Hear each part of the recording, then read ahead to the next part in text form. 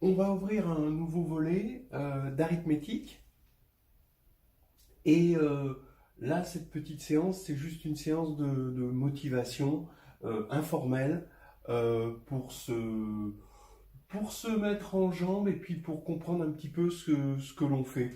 De la même manière qu'en algèbre linéaire, je trouve ça vraiment intéressant de regarder les choses sur un corps fini pour comprendre quels sont les théorèmes importants. Et si on n'a pas oublié des résultats, qu'est-ce qui nous manque, qu'est-ce qui est important, quelle est la hiérarchie des résultats.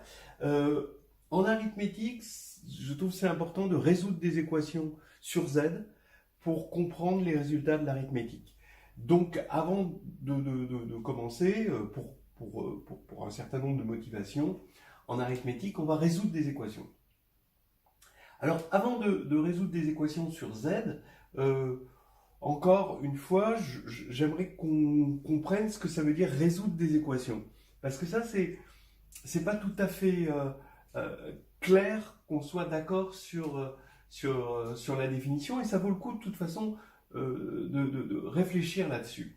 Je prends une équation toute bête, 3x moins 5y égale 0. X et y sont deux variables réelles, deux inconnues réelles.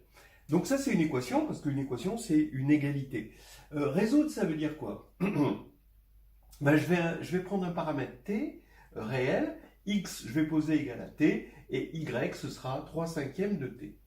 En quoi j'ai résolu l'équation? Bon, c'était pas difficile, hein. Le problème, c'est pas de faire une équation difficile, hein. C'est juste de voir ce qu'on fait en général. Parce qu'il n'y a pas toujours un nombre fini de solutions.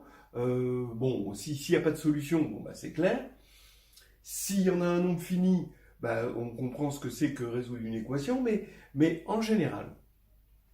Euh, Regardez, ici, on a une structure linéaire et on peut voir l'équation comme un noyau. C'est le noyau de l'application qui va de R2 dans R et qui à XY donne 3x moins 5y.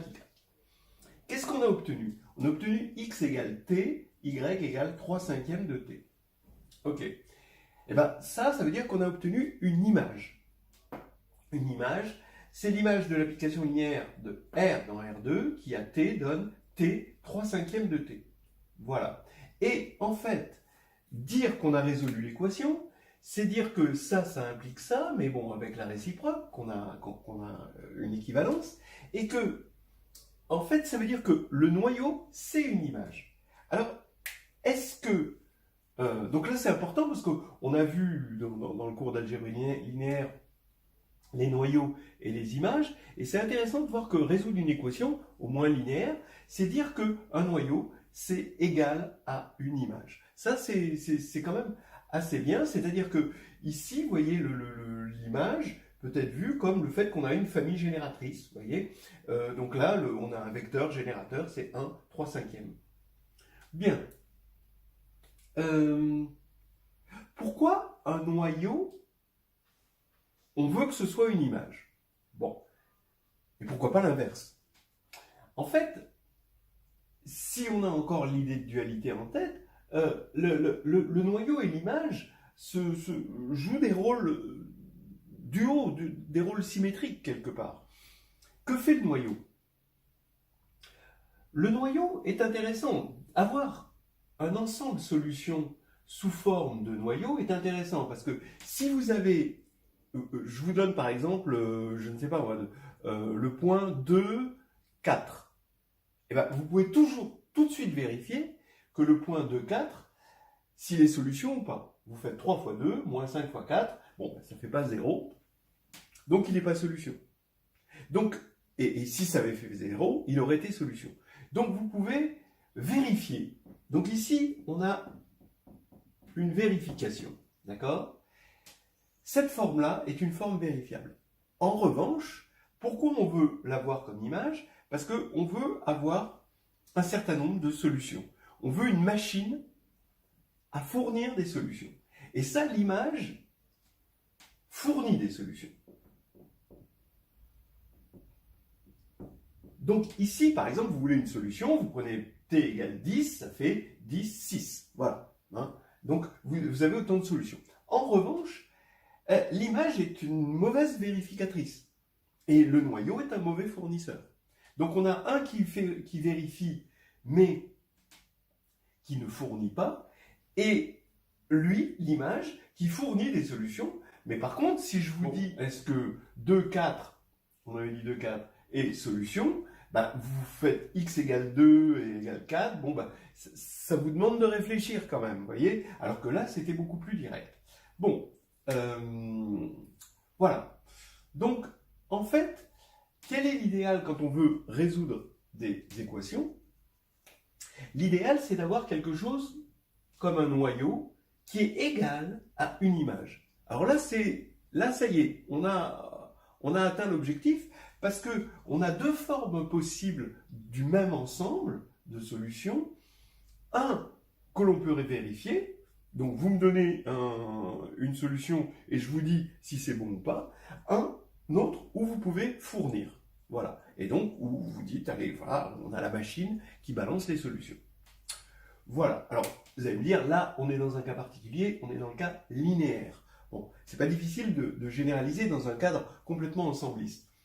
Une équation, ça veut dire qu'on a un ensemble, ici c'est R2, d'accord, X et Y, dans R, et on a un élément, et on veut savoir quels sont les éléments, donc cet ensemble-là, les éléments qui ont pour image, par une fonction, là ici c'est cette fonction, cet élément-là. Voilà, donc là c'est 0, voilà. Ok. Et maintenant, là, si vous voulez, vous avez une machine quand même à vérifier si c'est bon. Maintenant, vous résoudre l'équation revient à ce truc que j'ai mis en rouge, c'est-à-dire de trouver une fonction, donc ici c'est cette fonction-là, avec un ensemble, ici l'ensemble là c'est R, d'accord, tel que l'ensemble des solutions, l'ensemble qu'on cherchait au départ, c'est exactement l'image directe de cette fonction, d'accord, l'image directe de l'ensemble de départ, ici par la fonction.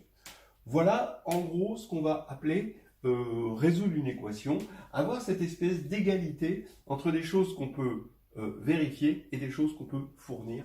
Alors maintenant, sur Z. Je l'ai fait sur R pour qu'on puisse faire la comparaison et voir ce que c'est là maintenant que l'arithmétique. Là, on était en algèbre linéaire et maintenant, on passe en arithmétique.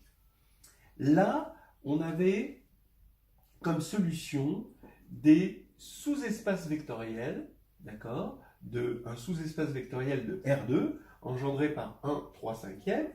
Mais là, étant donné qu'on est sur Z, on ne peut plus espérer avoir un sous-espace vectoriel, ça ne va pas être stable, l'ensemble des solutions ne va pas être stable par la multiplication externe d'un corps.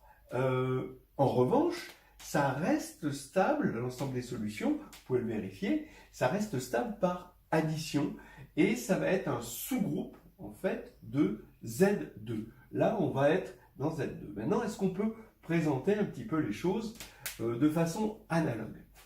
Eh bien, écrivons 3x égale 5y, mais maintenant on cherche x et y dans Z.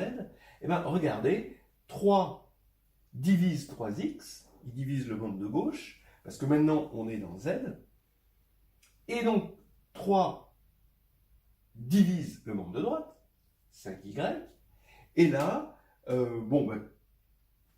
je vais juste dans la partie motivation, hein, supposer que vous savez des choses de licence, comme le lemme de Gauss, comme les bases d'arithmétique, l'unicité de la décomposition en facteur premier.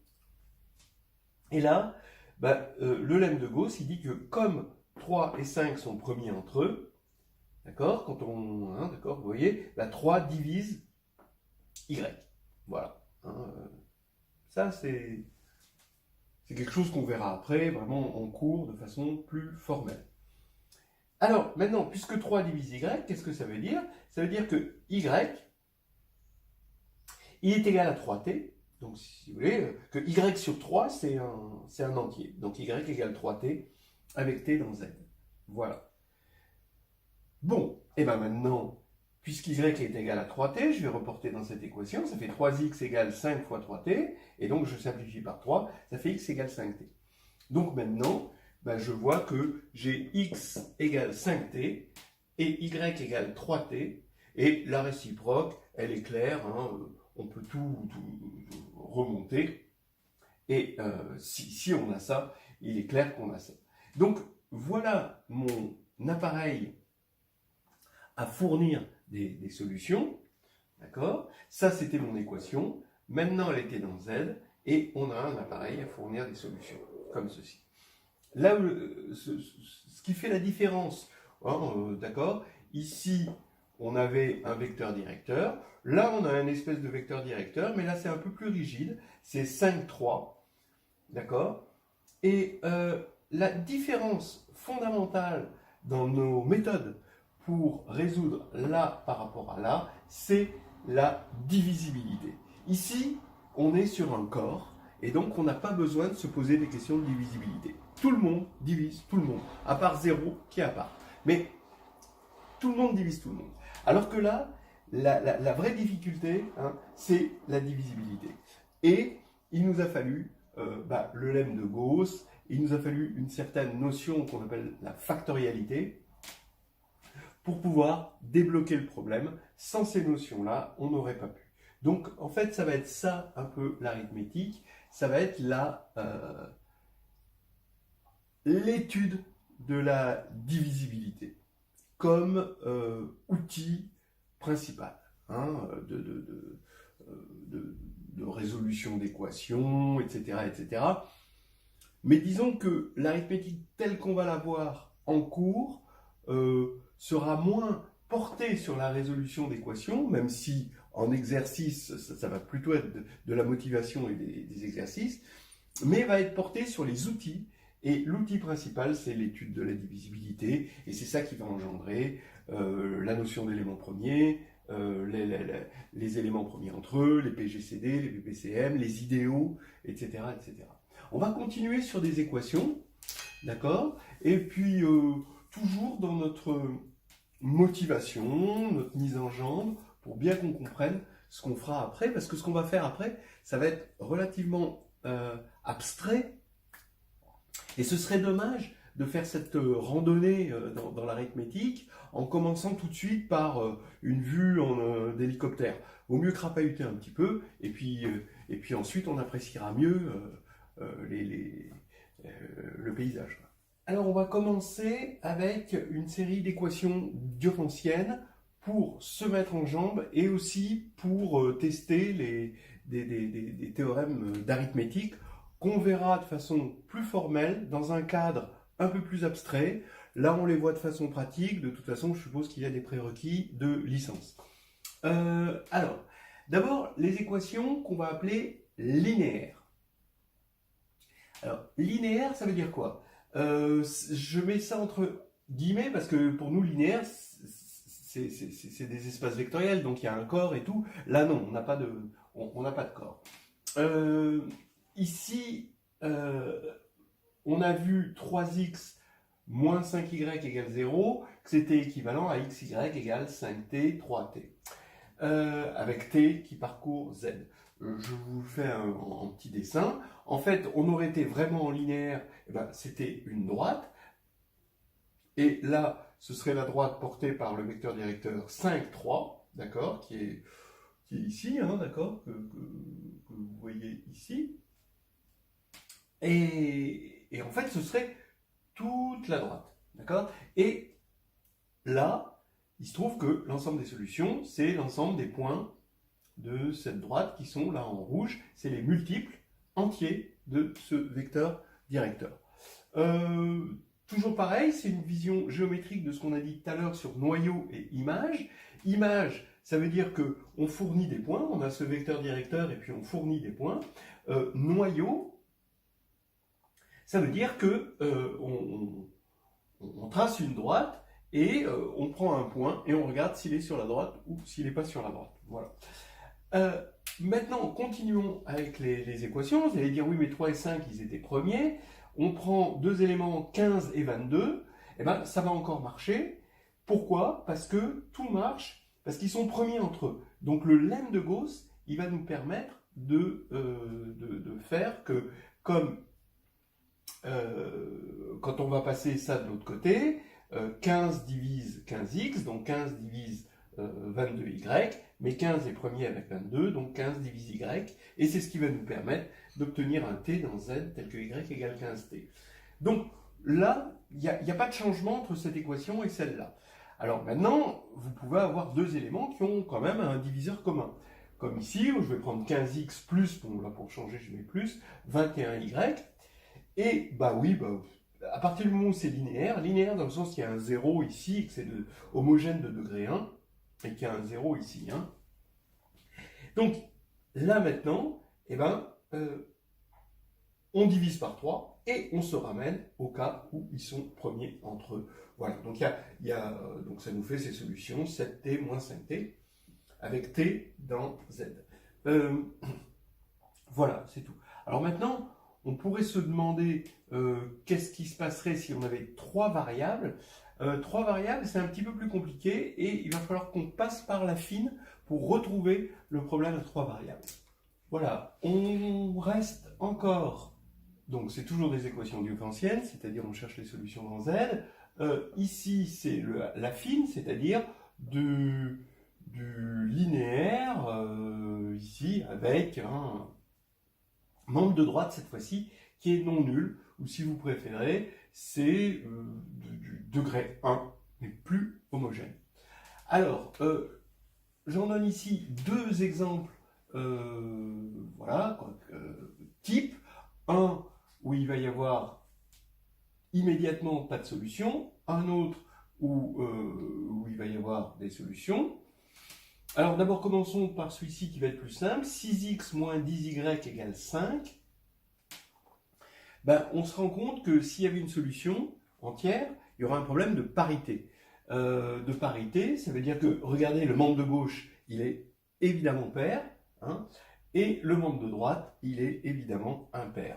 Donc, il y a un clash. Mais maintenant que c'est clair que, donc ici, parité, clash. Alors maintenant, c'est quand même instructif de le voir d'une autre manière, c'est-à-dire, on va calculer les choses dans le groupe Z sur 2Z, qui est aussi un corps, mais d'accord. Donc il y a un anneau, en fait, on va dire, c'est un anneau.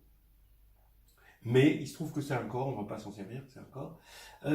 Ici, on regarde, regardez, hein, il n'y a que des multiplications et des additions, donc on est sur l'anneau Z, et on va passer ce qu'on appelle au quotient, c'est-à-dire on regarde dans Z sur 2Z, et dans Z sur 2Z, ça fait, par morphisme de passage au quotient, 6 bar fois x bar moins 10 bar sur y bar. Alors ça c'est l'image, hein, d'accord? Si un nombre pair, on lui envoie 0, un nombre impair, on lui envoie 1, d'accord? Et que ça continue à vérifier, c'est-à-dire que la classe de la combinaison, c'est la combinaison des classes. Et à droite, j'ai 5 bars.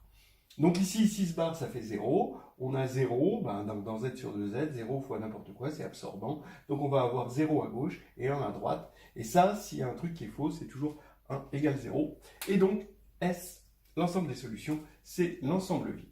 Voilà une chose. Comme ça nous aura montré que Z sur 2Z, ça sert à quelque chose. Et que, en général, on va se servir dans ce genre d'équation au passage au quotient sur Z sur NZ en général. Maintenant, regardons un cas où il y a des solutions. 6x moins 10y, cette fois-ci, au lieu d'être égal à 5, il va être égal à 2. Donc ici, là c'est quelque chose de pair, donc on ne va pas avoir la contradiction qu'on a ici, mais donc du coup je peux diviser par 2 et je vais avoir 3x moins 5y égale 1. Bon, alors on va trouver une solution particulière. Ici, comme 3 et 5 sont premiers entre eux, bah vous savez qu'il y a un algorithme d'Euclide qui permet de trouver des solutions x0, y0 de cette équation. Ce qu'on va appeler une solution particulière, parce que l'algorithme d'Euclide ne donne pas toutes les solutions, c'est une solution particulière, mais ici dans ce cas-là, c'est facile d'en avoir une évidente, c'est 2, 1, hein, puisque 3 fois 2, moins 5 fois 1, ça fait 1. Donc on a une solution particulière. Le tout, c'est qu'on attaque la fine avec l'idée de solution particulière, puis solution générale qui va être linéaire. Donc qui va faire référence à ce qu'on avait vu tout à l'heure. Donc, soit vous avez une solution particulière, et là, dans ce cas-là, vous continuez. Si vous n'en avez pas, eh ben, c'est terminé. Donc, ici, on a une solution particulière. Elle est donnée, assurée par l'algorithme d'Euclide. Et on va poser, du coup, donc, on a toujours ça et ça, maintenant. Et ben, on va poser grand X égale petit x moins x0, grand Y égale petit y moins y0. Quand on fait la soustraction ici, ben, on élimine le 1, on retombe sur 0, donc on va retomber sur du linéaire, c'est-à-dire 3 grand X moins 5 grand Y égale 0. Ça, on l'a résolu tout à l'heure, et ça fait x égale 5t, y égale 3t, où t, c'est une variable, c'est un paramètre entier. Donc maintenant, on fait le bilan, on a notre solution. Donc vous voyez, c'est x égale x0 plus 5t, y égale y0 plus 3t, ce qui veut dire qu'on a notre point x0, y0, donc ça c'est notre solution particulière, d'accord? Et ensuite, on prend la direction, donc c'était la droite qu'on avait tout à l'heure, la même direction, la droite linéaire, la droite vectorielle, mais posée sur cette solution particulière, et voilà, on a toujours pareil, un ensemble de solutions. Voilà pour l'affine. On va peut-être pouvoir donner une petite idée de comment continuer. Alors, il y aurait peut-être une question à se poser. Ici, on est tombé sur 1, et donc on avait cet algorithme d'Euclide. Si on était tombé sur, par exemple, 7, d'accord? On prend 7. Comment faire pour avoir une solution particulière de 3x0 moins 5y0 égale 7? Puisqu'on en a une pour 1, d'accord, c'est 2, 1, on va multiplier par 7, donc on va avoir 14, 7, et ça va nous donner ici quelque chose, une solution particulière, et après le reste c'est exactement pareil. Le tout c'est d'avoir une solution particulière.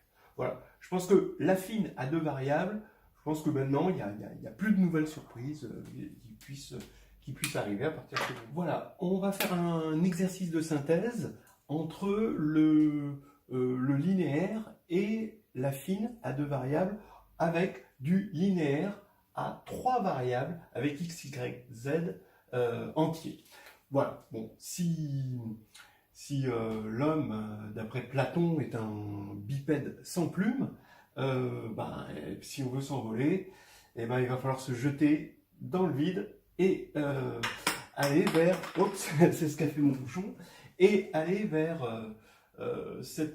essayer de résoudre cette équation diophantienne là. Vous pouvez essayer de le faire, sans regarder, voilà. Et puis après, vous apprécierez peut-être la solution. Allons-y. 5. Donc, imaginons que ça, je le passe à droite, d'accord? Ça fait 10y moins 15z. Donc 5 divise le membre de droite, 10y moins 15z. Donc il divise le membre de gauche, d'accord? Et donc 5 divise 6x. Maintenant, le lemme de Gauss nous dit que comme 5 et 6 sont premiers entre eux, 5 divise x, ce qui nous permet de dégager un paramètre, petit s, qui est entier, puisque comme 5 divise x, x, il est de la forme 5 fois s. Et on dégage ce paramètre. Donc voilà. Donc maintenant, on attaque, on a déjà un premier paramètre s, et on regarde donc 10y moins 15z égale finalement 6x. Mais 6x devient 30s. Alors, on peut avoir une solution particulière. Ça, c'est... on a une solution particulière de 10y0 moins 15z0 égale 5. D'accord? Ça, oui. On va dire comme ceci, égale 5, ça il n'y a pas de problème, vous avez la solution particulière de 1. Maintenant, si vous voulez en général, comme 5 c'est le PGCD de 10 et de 15, vous avez une identité de Bezout qui est donnée qui va vous donner des solutions par l'algorithme d'Euclide. Voilà, donc ça c'est juste un petit truc au passage. Donc si vous voulez, vous vérifiez que 10y0s moins 15z0s est égal à 30s, a pour solution particulière, donc 12, 6. D'accord, hein, puisque 120 moins 90, ça va faire 30. Bien. Ici, on a l'habitude, on est tombé sur la fine, d'accord? On avait une équation à 3 variables, mais linéaire, et elle est devenue à 2 variables, mais affine, cette fois-ci. Alors, ici, on a l'habitude, on soustrait, on a une équation maintenant linéaire avec 2 variables, que je peux penser dans la tête comme grand Y et grand Z. Je simplifie ici par 5 pour obtenir des éléments par le PGCD de 10 et 15, hein, pour obtenir des éléments premiers entre eux. Et ça, maintenant, je sais faire. C'est du linéaire à 2 variables. Et donc, je vais avoir comme solution petit y, z, y égale y0s, d'accord, cet élément-là, plus 3t, avec un paramètre t qui est entier, et z égale z0s plus 2t. Maintenant, si on fait le bilan, et que je rajoute x égale 5s, avec y0 ici, et ben je peux écrire mon vecteur x, y, z, d'accord, mon vecteur de z3, comme s fois le vecteur 5, 12, 6, plus t fois le vecteur 0, 3, 2, d'accord, en rajoutant le x ici est égal à 5s, et en se rappelant que y0 et z0, ça vaut respectivement 12 et 6, donc on retrouve ça. Alors là, c'est intéressant d'avoir ajouté une variable parce que on se rend compte que bon, c'était pas si facile que ça. Regardez ce qui se serait passé sur R. Sur R, on aurait dit, ben, je vais prendre 2 paramètres, x et y, donc j'ai x égale x, y égale y, d'accord? Toujours pareil, j'ai un noyau, je veux le transformer en une image, hein, x égale x, y égale y, et ça fait z égale, je divise par 15, ça fait moins 6 quinzièmes de x plus 10 quinzièmes, c'est-à-dire 2 tiers, de y. Voilà, donc ça me fait un système de générateur de mon ensemble de solutions sur R, qui est, donc quand je vais multiplier par 5, 5, 0, moins 6, tac, non, je multiplie par 15, ça fait 15, 0, moins 6, donc 5, 0, moins 2, j'avais raison. Et là, 0, 1, 10 quinzième, et pareil, en multipliant par 3, j'obtiens 0, 3, et puis je trouve 2. Voilà, donc vous voyez qu'on avait un choix, vraiment comme on est sur R, on peut prendre sur les axes qu'on veut, c'est-à-dire on peut prendre nos vecteurs un petit peu comme on veut. Là, il y a beaucoup plus sur Z, il y a beaucoup plus de rigidité, et je vous ai fait un petit dessin pour vous montrer cette rigidité-là. C'est-à-dire qu'on n'a pas eu, ici, vous voyez, il y a un 0 là, il n'y a pas de 0, là, vous voyez, et on n'aurait pas pu mettre un 0 là et un 0 là. Je vais vous le montrer sur un dessin parce que c'est éclairant. Regardez, que vérifie l'ensemble des solutions? Eh bien, c'est un sous-groupe de Z3. Et là, je vais vous montrer un sous-groupe de Z2, c'est-à-dire un plan. Ici, ça c'est un plan. Hein, donc voilà un plan. Et voilà des générateurs, voilà les éléments d'un certain plan sur Z. C'est-à-dire que c'est stable par l'addition. Et regardez ces points, là ici, j'en ai mis 1 sur 2 à chaque fois. Donc vous pouvez vérifier avec 1 au milieu ici, d'accord? Et vous pouvez vérifier que ça c'est stable par l'addition. Quand je vais ajouter un élément comme ça et un élément comme ça, ben je suis là, bon, c'est stable par l'addition. Et pourtant, je ne peux pas prendre comme système de générateur, parce que je suis sur Z, je n'ai pas de théorème de base incomplète, je ne peux pas prendre par exemple, là c'est 0, hein, je ne peux pas prendre lui et lui. Parce que si je prends lui et lui comme générateur, il n'engendrera jamais celui-ci. Il engendrera que celui-ci et puis ces éléments-là. Donc celui-ci, il n'en fait pas partie. Donc, en fait, je me rends compte que je peux prendre comme système de générateur lui, d'accord, et lui. Ah, là, ça va marcher. Parce que avec lui, j'obtiens lui, et avec lui et lui, en faisant la soustraction, j'obtiens lui. Donc je vais retrouver tout le monde, en fait. Hein. Voilà. Donc ça, c'est une façon de voir que je ne pouvais pas poser mes générateurs comme je voulais sur des axes comme j'aurais pu faire ici, en mettant des zéros un peu partout, et je sais que je vais me débrouiller. Là, il faut biaiser en quelque sorte, et ici, j'ai pas pu mettre un zéro, il a fallu que je trouve le bon angle ici, hein. Voilà. C'est une façon un peu géométrique ici de voir ce qui s'est passé du fait qu'on était en diophancien, du fait qu'on était sur Z. Voilà. Voilà. J'espère que c'est pas trop difficile. C'est quand même toujours intéressant de regarder ce qui se passait sur R sur un corps, pourquoi on prend des espaces vectoriels sur un corps, et comment les choses explosent quand on est sur un anneau. Je fais un petit peu le point sur ce qu'on vient de voir.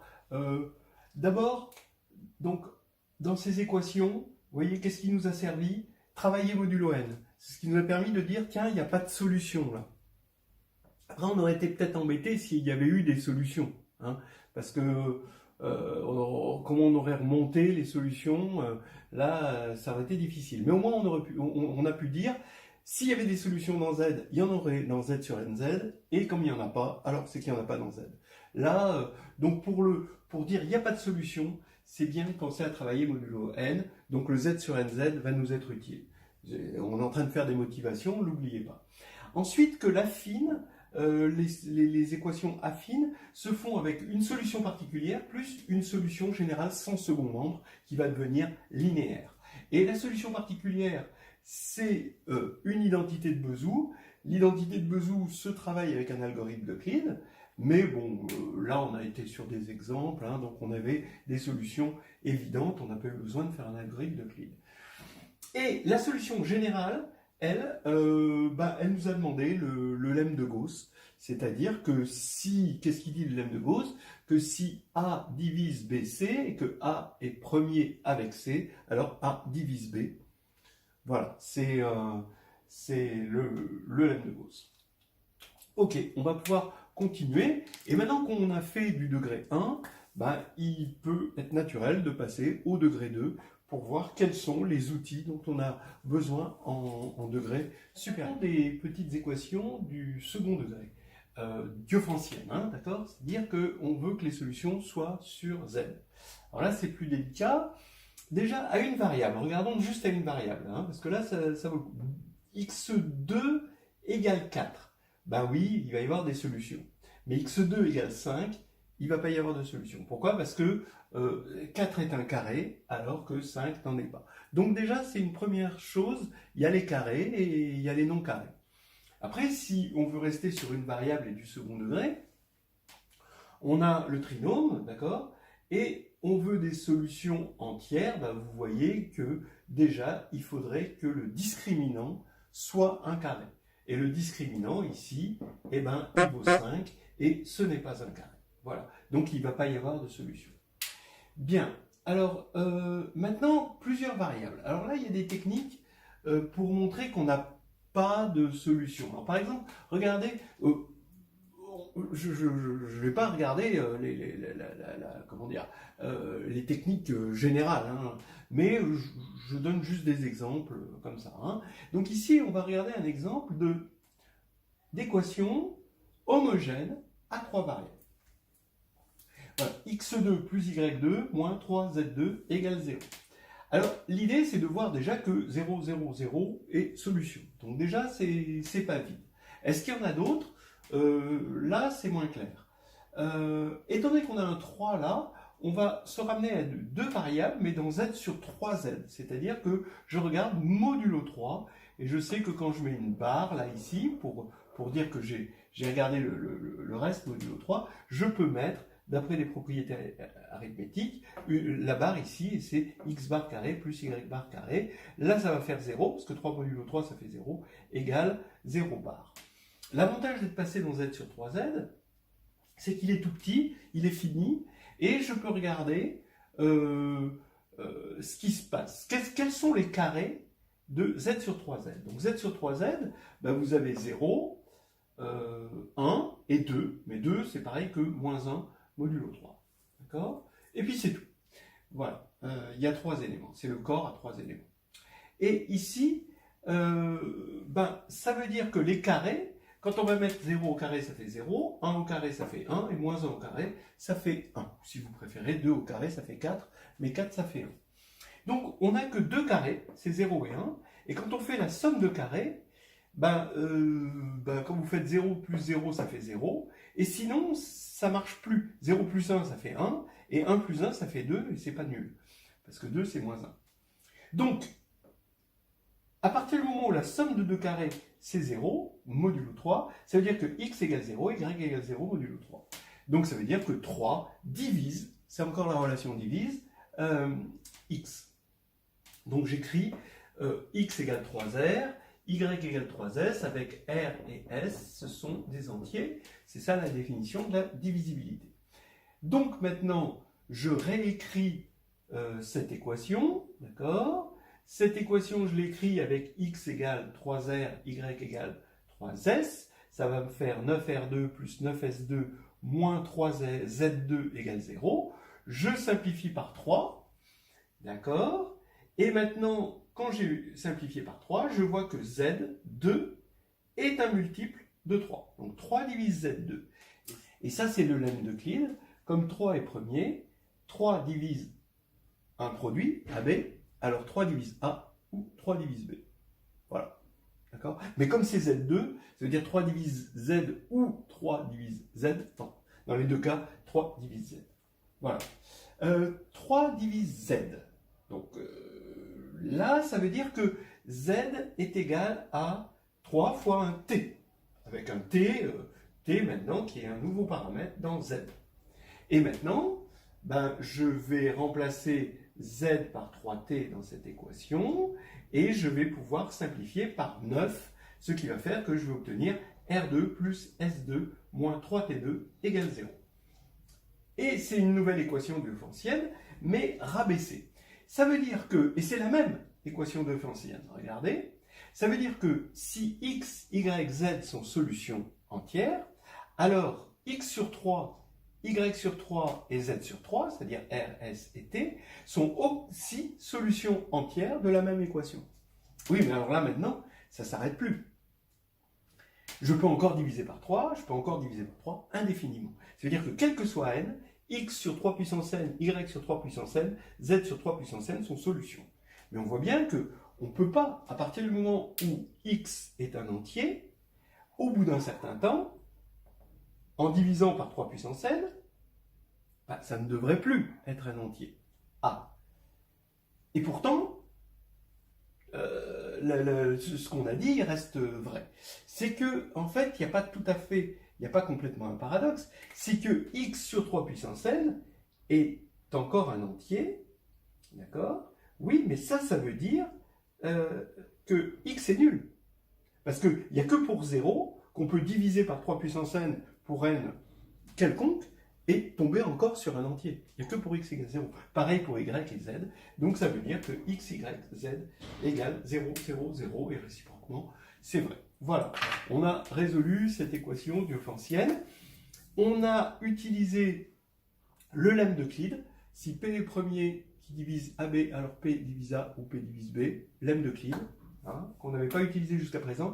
Et cette technique, on l'appelle une méthode de descente de Fermat. D'accord ? On voit que c'est absurde en descendant comme ça, et qu'on ne peut pas descendre indéfiniment. Voilà. Alors, toujours dans le second degré, regardons xy égale 12. Oui, c'est du second degré, hein, d'accord ? Hein, parce que c'est considéré comme du second degré, vous avez du degré 1 plus du degré 1.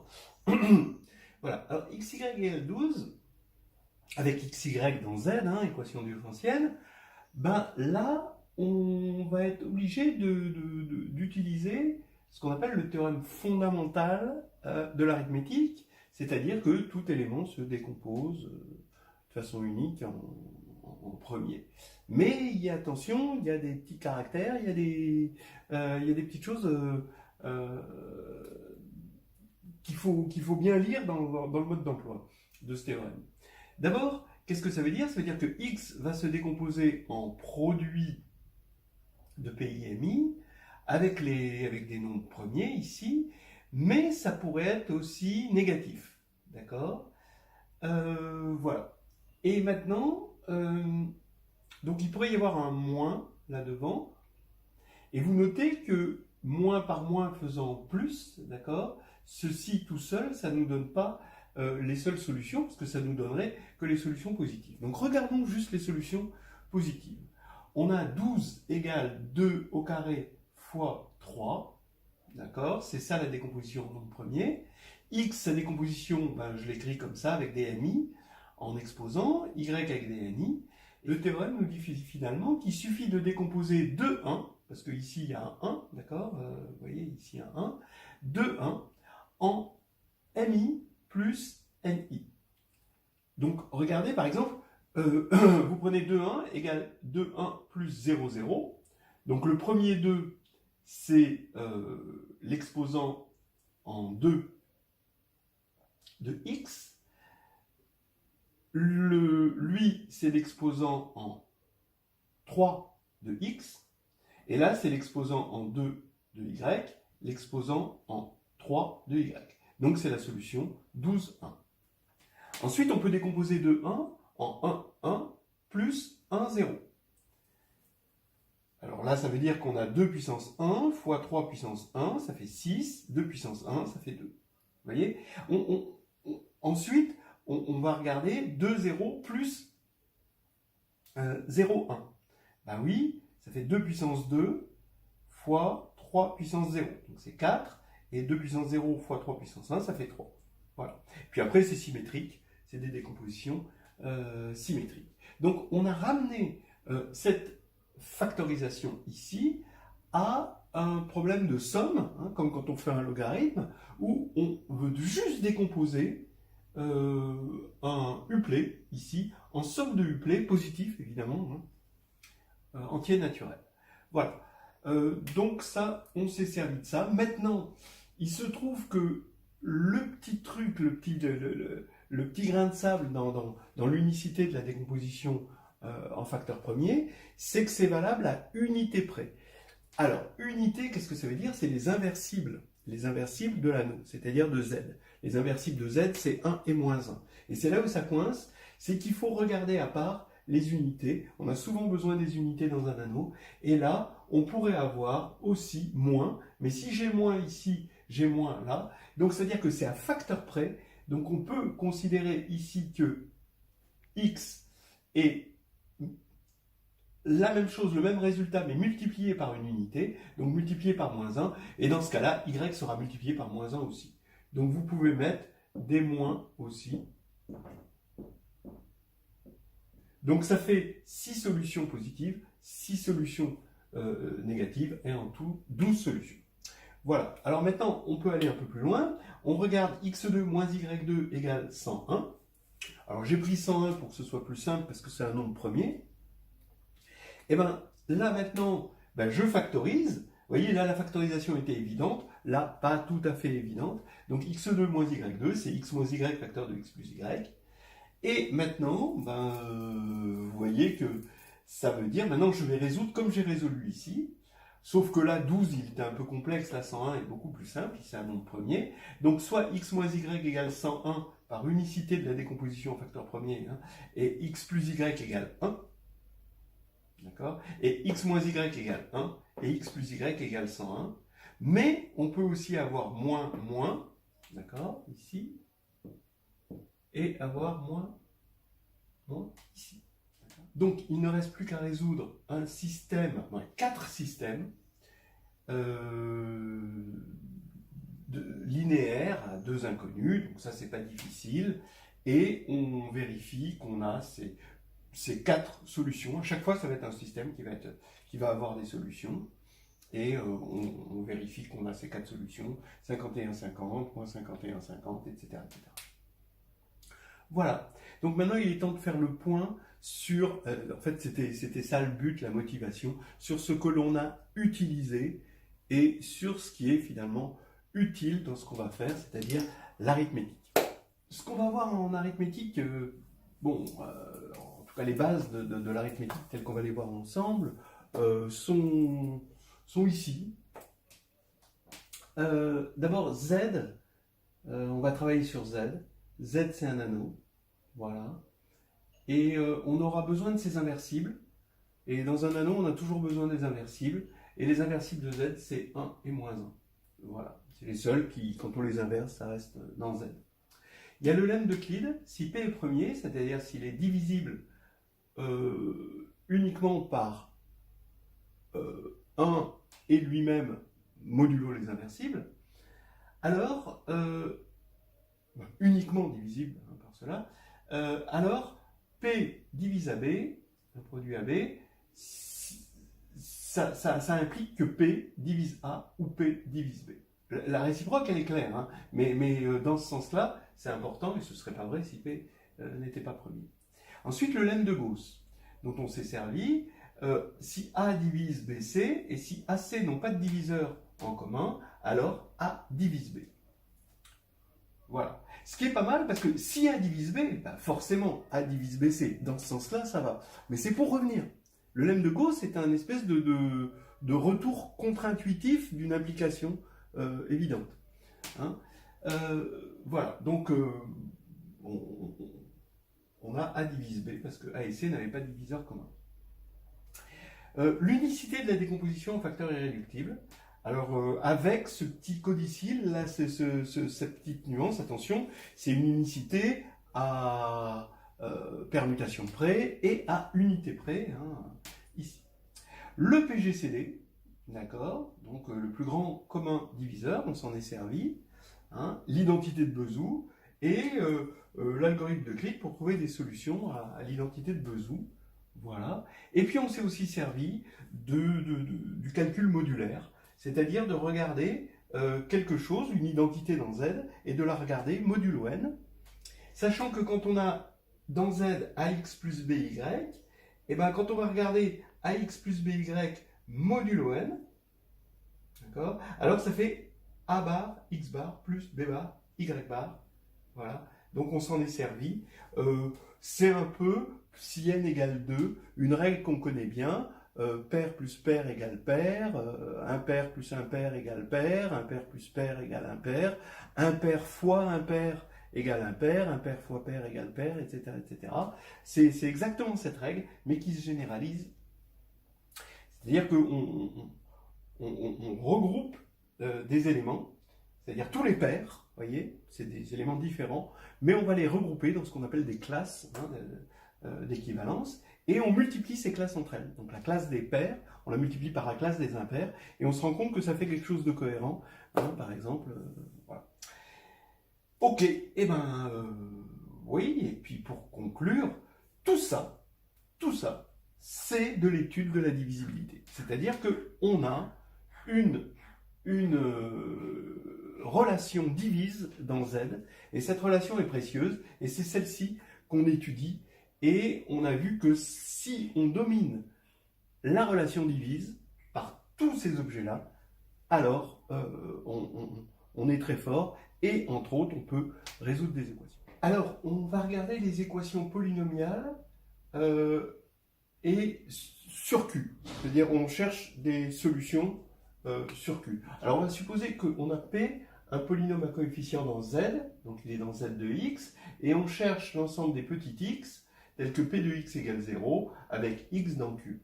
Donc le mieux, c'est de donner un exemple, et en fait, de voir que cet exemple est suffisamment général pour fournir un théorème. Regardez, vous écrivez 5x3 moins 2x2 plus x plus 3. Bon, c'est un exemple. Si vous arrivez à la résoudre d'une autre manière, c'est votre problème. X égale P sur Q. Voilà. Donc j'écris x égale P sur Q, puisqu'il est dans Q, il est forcément sous la forme P sur Q. Et je peux rajouter avec P et Q dans Z, bon évidemment, puisqu'il est rationnel, il peut s'écrire comme ça, mais je peux toujours me ramener à P et Q premiers entre eux. Attention, hein, c'est pas parce que je les ai appelés P et Q qui sont premiers, hein, là c'est juste des entiers, mais là P et Q sont premiers entre eux. Voilà. Pourquoi on peut toujours se ramener à ça? Ben, vous le savez, parce que on a une unicité de la décomposition en facteurs premiers, et quand je vais éliminer les facteurs communs, il n'y aura plus de facteurs communs, hein, et cette unicité va faire que forcément, ils seront premiers entre eux. Voilà. Donc, je peux toujours me ramener à ça, vous le savez bien. Et maintenant, en écrivant x égale p sur q et en multipliant par q au cube des deux côtés, je me ramène à une équation 5p3 moins 2p2q plus pq2 plus 3q3 égale 0. C'est une équation on dira qu'elle est homogène de degré 3. Hein, d'accord ? Alors, ça, c'est déjà un premier truc qu'on peut généraliser, c'est que toute équation polynomiale sur Q, à solution en Q, peut se ramener à une solution, à une équation polynomiale. Alors, cette fois-ci, la première était à une variable, la deuxième est à deux variables, mais elle est sur Z, ce qui va faire qu'on va pouvoir faire vraiment de l'arithmétique, et elle est homogène. Voilà. Alors, en quoi ça nous aide d'être passé d'une équation sur Q à une équation sur Z? C'est que sur Z, on l'a étudié, et il y a la divisibilité, et en particulier le lemme de Gauss. Donc, on va passer toute cette partie où il n'y a que des Q de l'autre côté, et ça nous fait 5p3 égale cette chose où l'essentiel c'est que je puisse mettre Q en facteur. Et inversement, je peux mettre 3Q3 de l'autre côté, ça fait moins 3Q3, et je vais obtenir un polynôme à deux variables où je peux mettre P en facteur. Voilà. Donc maintenant de cette équation, je dis que Q il divise le membre de droite, donc il divise le membre de gauche, mais j'ai pu prendre P et Q premiers entre eux. Donc, le lemme de Gauss me dit que Q divise 5. Et de la même manière ici, le lemme de Gauss me dit que P divise 3. Donc, ça veut dire que P, je peux le choisir dans une famille finie, et Q aussi. Donc, P, il appartient à plus ou moins 1, plus ou moins 3. Et Q appartient à plus ou moins 1, plus ou moins 5, parce que ce sont les diviseurs de 5 et de 3, respectivement. Donc, maintenant, on peut... Bon, c'est pas difficile d'en faire un théorème. Vous voyez qu'en général, il faut multiplier par Q puissance n quand on a un polynôme de degré n et appliquer le lemme de Gauss. Donc ici, on a P égale une somme de AX avec les AI tous dans Z et X dans Q. P de X égale 0. Alors, on en déduit que x est égal à P sur Q, bon, puisqu'il est dans Q, oui, avec Q divisant à n et P divisant à 0. Il peut se mettre sous cette forme. Voilà. À n, donc le premier terme, voilà, Q divise 5, d'accord, et P divise à 0, c'est-à-dire P divise 3. En fait, c'est les extrêmes qui nous servent. Il y a un cas particulier, hein, c'est si P est unitaire. Alors, s'il est unitaire, ici, ça veut dire qu'il y a un 1, ça veut dire que Q divise 1, ça veut dire que Q est inversible. Q est égal à 1 ou moins 1, ce sont les inversibles, et donc, comme il y a un inversible au dénominateur, ça veut dire que X est dans Z. Donc, le fait que X appartienne à Q implique que X appartient à Z. Vous voyez ce côté saumon qui remonte le torrent, parce que normalement, X appartient à Z, bah oui, donc X appartient à Q, bah non, on va dans le sens contraire. Et ça, c'est un peu la signature du lemme de Gauss. Hein. Déjà, dans le lemme de Gauss, c'est quelque chose de contre-courant, en quelque sorte, hein, le lemme de Gauss. Donc, maintenant qu'il appartient à Z, bah, il est juste sous la forme P, d'accord ? Et P divise à 0, donc X divise à 0, d'accord ? Ce qui fait que on peut conclure comme ça: toute solution rationnelle d'un polynôme unitaire à coefficient dans Z est une solution entière, et cette solution divise le terme constant. Il y en a un nombre fini de possibles. Voilà. D'accord ? Donc, de deux choses l'une, soit parmi ce nombre fini, vous tombez sur une racine et vous êtes content, soit vous ne tombez pas sur une racine et vous êtes un peu moins content, mais au moins vous savez qu'il n'y a aucune solution rationnelle.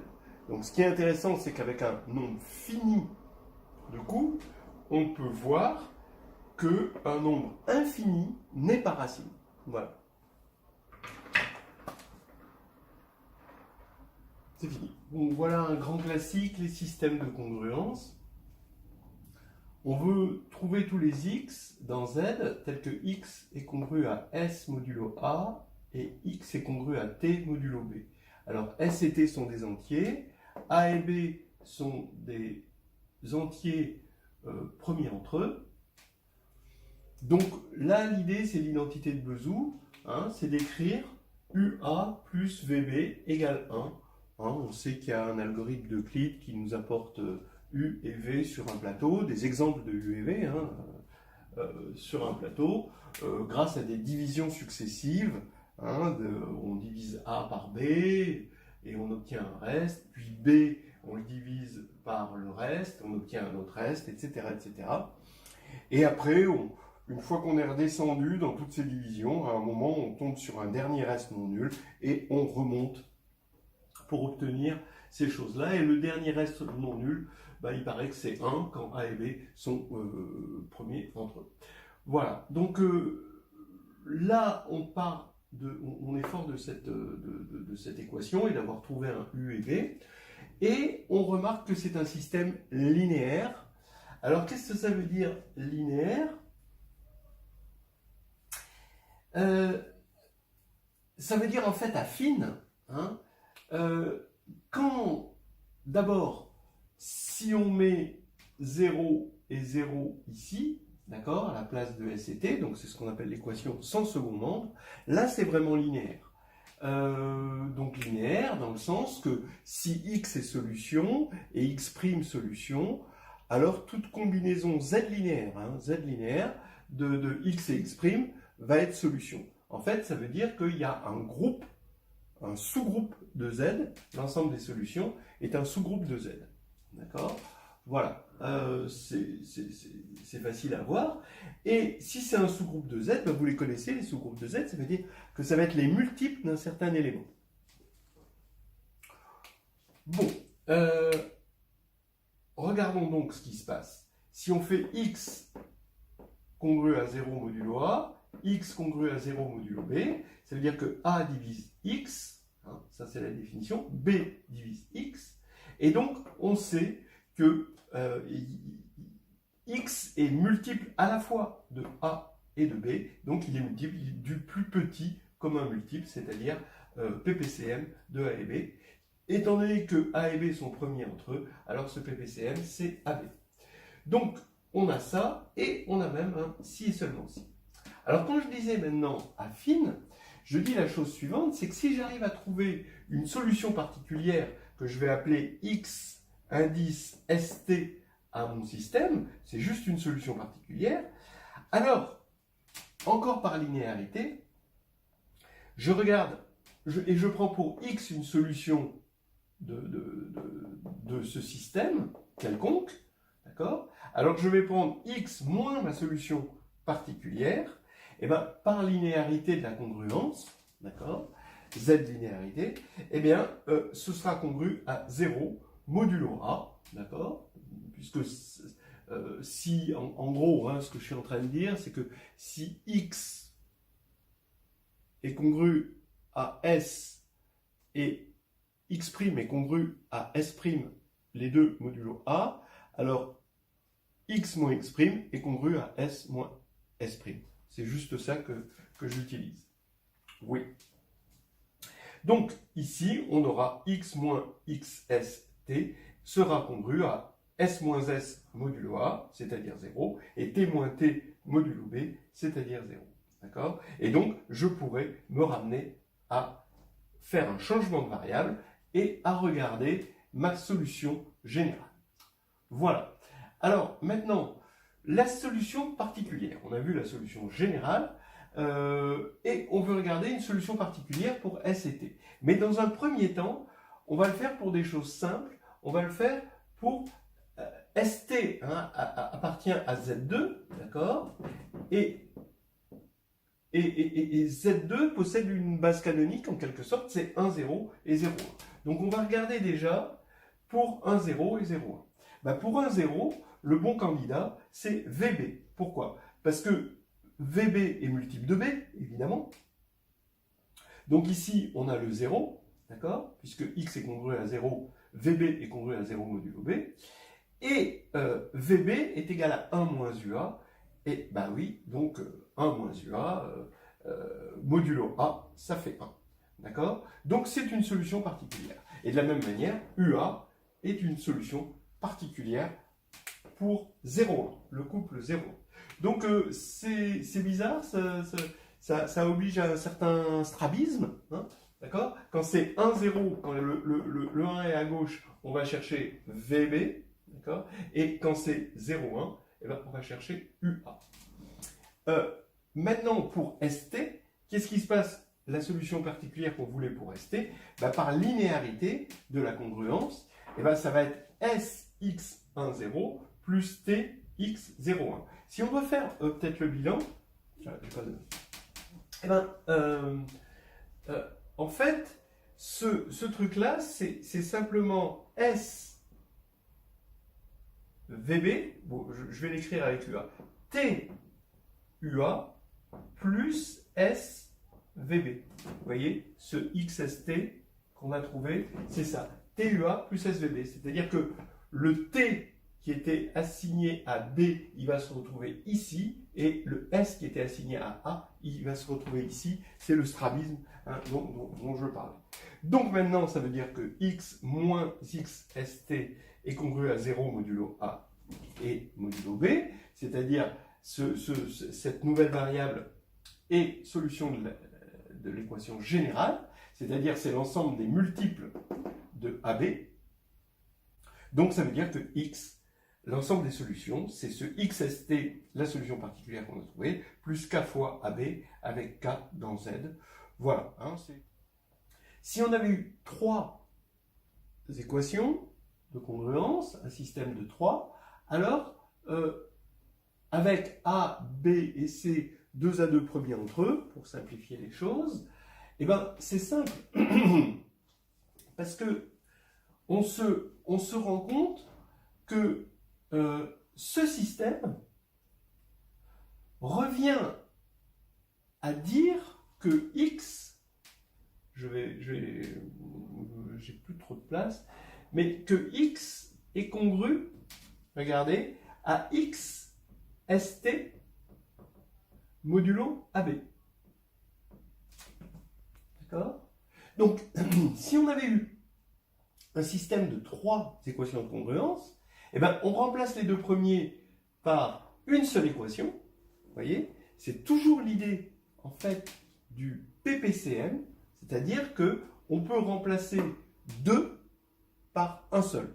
Et après, on vient rajouter la troisième équation et on se ramène maintenant à un système à 2 qu'on sait faire. Voilà. Donc voilà, ça peut être intéressant. Maintenant, peut-être que le problème, c'est si A et B ne sont pas premiers entre eux, et évidemment, le PGCD de A et B serait un certain D. D'accord? Alors, comment on fait si A et B, le PGCD est un certain D? Alors, il y a une situation où on peut tirer son épingle du jeu jusqu'à présent, ce serait quand il n'y a pas de solution. X est congru à S modulo A. Donc X est congru à S modulo tous les diviseurs de A. Maintenant, X est congru à T modulo B, donc X est congru à T modulo tous les diviseurs de B. D'accord? Voilà. Donc ça, c'est juste la transitivité de la relation divise. Hein, d'accord? si vous êtes multiple de 4, bah, alors vous êtes forcément multiple de 2, hein, en quelque sorte, hein. Et ces congruences se disent avec des multiples. Voilà. Bien. Donc, je vais prendre le PGCD, et X, qui est un élément commun, X est congru à S modulo le PGCD de A et B, et X est congru à T modulo le PGCD de A et B. Donc je peux faire la différence, d'accord, et j'obtiens, d'accord, ici, je remplace par le PGCD de A et B, et ici, le PGCD aussi de A et B. D'accord? Donc, maintenant que j'ai le même ici et ici, je peux faire la soustraction et avoir 0 qui est congru à S-T modulo le PGCD de A et B. Voilà. Donc ici, on a un D, d'accord? Et là, c'est D, mais on ne va pas s'en servir. Donc, maintenant, qu'est-ce que je peux dire? Si il existe une solution, alors, eh ben, le PGCD de A et B va diviser S moins T. Voilà. Bon, si je vois que le PGCD de A et B ne divise pas S moins T, alors je peux dire qu'il n'y a pas de solution. Donc là, c'est encore ces idées où il est plus facile de dire bah non, il n'y en a pas, que de les trouver quand on n'a pas d'obstruction. Voilà. Après, s'il le divise, alors il faut un petit peu plus. Et ça, c'est fait dans le carnet de voyage en algébrie. Je vous laisse vous y référer.